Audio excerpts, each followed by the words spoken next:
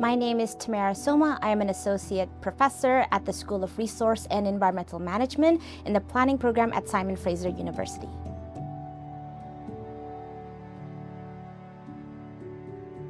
My research interest spans the entire food system, from waterways and the forests and farmers, all the way to the retail store, to your table, to the dump site, to the compost bin, and beyond. My research also covers the different people that work within the food system, whether it be migrant farm workers, farmers, and food servers. And at the end of the day, we are interested in a sustainable and just food system for all. The essence of the project, Countering Collective Forgetting and the role of land-based learning, is to remember and to center the voices of Indigenous elders and knowledge keepers and land-based educators, community food practitioners, and the amazing work that they do in terms of designing climate-resilient food systems and supporting intergenerational food literacy for 7 generations to come. I think it's so important, especially to understand and revive some of these suppressed or forgotten teachings, ways of knowings, and practices because we are increasingly facing more economic and political and environmental volatility. And in doing so, by reviving these teachings and these practices and celebrating their voices, we can not only survive but also thrive together. Community-based research is critical, especially when it comes to land-based learning and land-based education. And in my work, actually we're doing this research not only in Canada, but also in Tanzania. So our work is international.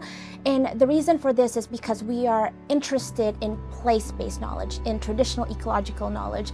And a lot of these knowledges, practices, and teachings have been cultivated for millennia by community in their localities. And so it makes complete sense to not only conduct community-based research, but also to do so in a co-created, co-developing, co-led way with community. And so this means designing the research together, coming up with solutions together, identifying barriers together, and therefore making an equitable research. I have done a lot of research, especially on issues around food access, mobility, school food program, and so that spans everything from K to 12, but also I've worked in the post-secondary sector to raise awareness about food insecurity and also addressing the food waste issue, which is a problem. But I think first and foremost, the living cost is extremely high, especially in British Columbia. And a survey of Canadians highlighted that 60% of Canadians are actually skipping meals or reducing their portion sizes. 53% of the Canadians surveyed are actually using buy now, pay later or credit to access food.